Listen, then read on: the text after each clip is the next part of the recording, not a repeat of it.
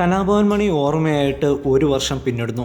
വിട പറഞ്ഞിട്ടും സിനിമകളിലൂടെയും സ്റ്റേജ് ഷോകളിലൂടെയും മണിയുടെ സാന്നിധ്യം ഇപ്പോഴും മലയാളികളുടെ മനസ്സിലുണ്ട്. മഴവിൽ മനോരമയിലെ കോമഡി സർക്കസ് എന്ന പരിപാടിയിൽ സലിംകുമാർ കലാഭവൻ മണിയെക്കുറിച്ചുള്ള ചില ഓർമ്മകൾ പങ്കുവയ്ക്കുകയുണ്ടായി. മണിയെ വീഴ്ത്താൻ ശ്രമിച്ച നടൻ മരണശേഷം മണിയുടെ വേർപാടിൽ അനുശോചിച്ച് സംസാരിക്കുന്നത് കണ്ടപ്പോൾ തനിക്ക് വിഷമം തോന്നിയെന്ന് സലിംകുമാർ പറയുന്നു. വാസ്നി ലക്ഷ്മി പിന്നെ ഞാനും എന്ന ചിത്രത്തിൽ കലാഭവൻ മണിക്ക് അവാർഡ് നിഷേധിച്ചതുമായി ബന്ധപ്പെട്ട ചില സംഭവങ്ങളാണ് സലിംകുമാർ പറഞ്ഞത്.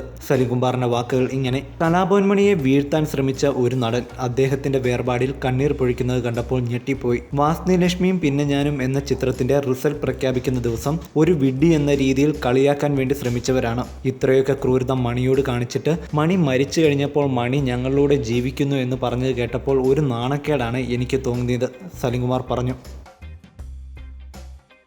You're watching me on metromatney.com. on metromatney.com. metromatney.com. Subscribe for more videos.